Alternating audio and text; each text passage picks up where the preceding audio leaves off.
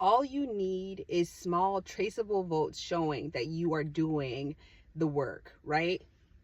Sooner or later, not even sooner or later, when you take the time to sit back and look at your motherhood journey, you can say, wow, I did this and this and this and this.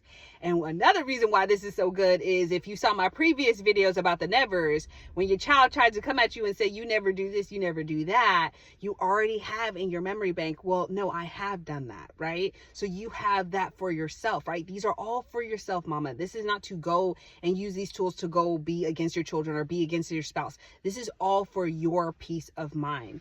Okay, so let's get into the third one.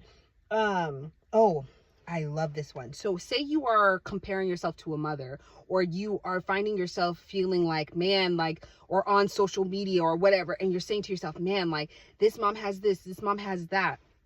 In my previous video, I was talking about comparison and nipping it in the bud.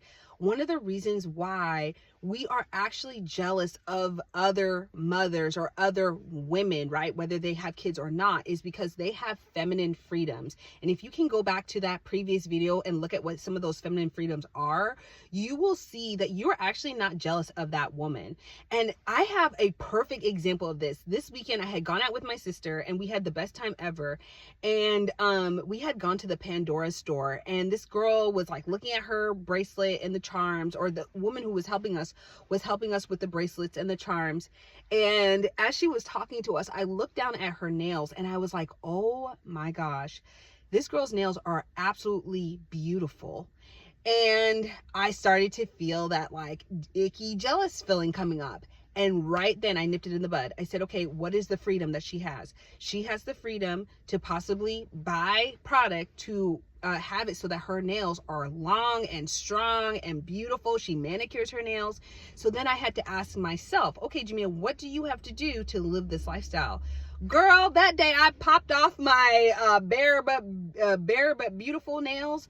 I painted my nails and I started putting nail oil on my nails. And I said, okay, this is a new goal, Jamia. You are going to grow out your new nails, right? The feminine energy that, or the feminine freedom that she had was the time to probably do her nails, the time, or not the time, but the money to go and get whatever she uses for her nails. Did I ask her? No, because I know what I need to do to get my nails to be that long. But we need to start looking at women as not like jealousy of like, I negatively envy this person because they have what I want. Just nip it in the bud and say, okay, I'll go do that for myself. And that's exactly what I did. And it was so nice because I could tell, like, I can tell when I feel jealous or envy of another woman. I get like you, if you can't see it on my face, Lord, you'll definitely hear it in my tone. And it was so nice because I could even feel my tone getting softer and just beautiful. Just like, oh, this is so nice, blah, blah. I'm so happy to be here with my sister, because that's another thing. I didn't want it to overshadow this great time with my sister.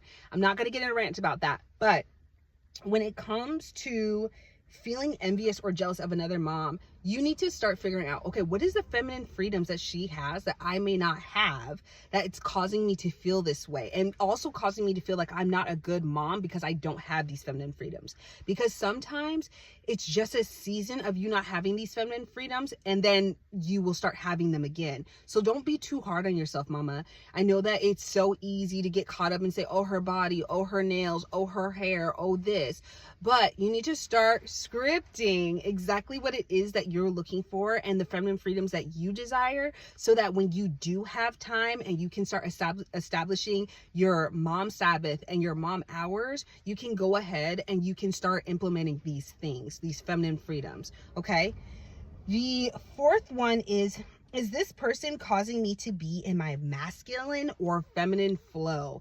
And this one I absolutely love. And I want to apologize, you guys. I'm in my car and literally I'm like burning myself alive, but this is the only place that I can have like the right acoustics.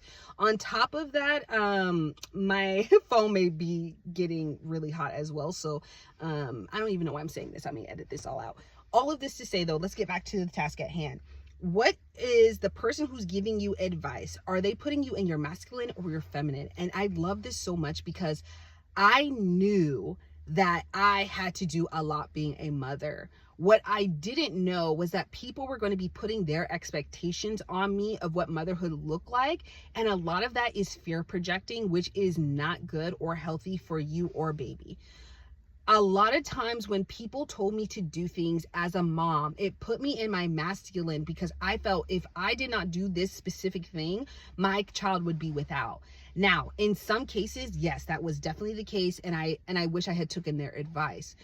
On other cases, I wish I never took in their advice, because it burned me out. I became very much in my masculine, in the sense of always having to do, not having time to just be in my body, be with my kids. I was constantly like, I gotta go to work, I gotta make money, I gotta make sure, where's the next place we're gonna live if we couldn't stay at this place for a long time. Oh, what am I gonna do about the car? What am I gonna do about this? And it constantly kept me in my brain. The problem with that is, your child doesn't understand masculine and feminine energy, right? They don't really understand that until they're like 7 or 8, when they're really realizing, oh, I'm a girl, I'm a boy, blah, blah, blah. So for your child, they don't understand why you're ripping your wig off and acting crazy. They're thinking like, oh, you were just lovey-dovey with me a couple minutes ago, and now you're constantly going and moving around. You can't even pick me up and coddle me like you did before. And I see this a lot with my kids. Not so much now, because God has blessed me with the perfect opportunity to be in my feminine, but I saw this a lot when they were younger and I was not with their dads, and it was a lot of striving, especially with Ashi. When I separated from my ex-husband, I was so shameful and so embarrassed that I would do anything that anyone told me, as long as I didn't have to sit with, oh gosh, girl, you literally just lost your family a second time, you're not married, and you just look a hot mess right now. It was just devastating. So I had to sit down and ask myself, back to the question at hand, what am I willing to do, right? And this is why scripting is so important, right? Because this is what keeps you in your feminine, is when you script what you will do, what you won't do. And it allows your yeses to be yes and your no's to be no's. This is scripture, you guys. When you say to yourself, I'm going to be a YouTuber, that's all I'm going to do, and I'm going to clean part-time, and I'm going to do, or actually that's it. I'm just going to clean part-time and I'm going to do YouTube because I'm going to be a YouTuber. When you say that to yourself, anything that other than that comes in, you can have your yeses be yeses and your no's be no's. So when it comes to children, if you're saying, I want to raise my child this specific way, in this specific environment, and someone comes in and says, oh, I think you should do it this way, or you need to be doing this. This is how they'll trick you. You need to be doing this. You need to listen to what they're saying, right? Don't be rude. Listen to what they're saying, and then say, I will consider that. And then go pray on it, and then meditate on it. Pray on it. God, was that you speaking through this person? Is this something that you want me to realistically do? And then meditate on it. Okay, if this is something that God wants me to do, right, while you're waiting for his answer, his clear yes or no, meditate on it. Is this something I can realistically do? Is this something that's going to actually enhance my family or bring peace to my family? Is it going to bring peace to me, or will this cause me to strive a lot or be, oh goodness, not this falling over. I'm telling y'all, it's so hot in this car, like everything is melting, everything is falling.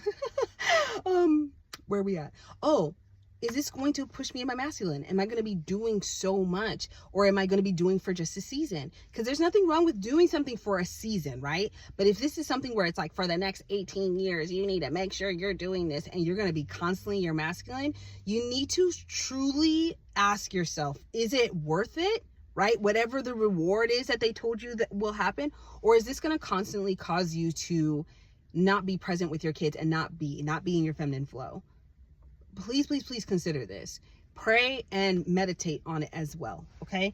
And the last thing is, was this advice helpful or hurtful? And this one I absolutely love, because I think that sometimes we think that people, especially people that love us and care for us and are on our team, we think that when they say stuff, it's out of love. When sometimes it's not out of love.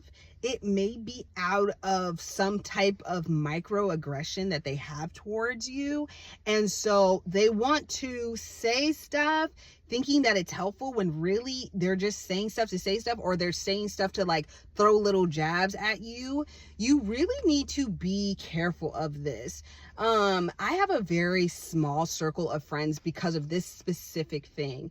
And this goes back to those feminine freedoms. If you're meeting a mom who is constantly burned out and she's in her masculine energy and she doesn't have the luxury of experiencing feminine freedoms, best believe she's going to let out the aggression however she can. And I know this because I was this mom, especially again in the previous season of my life.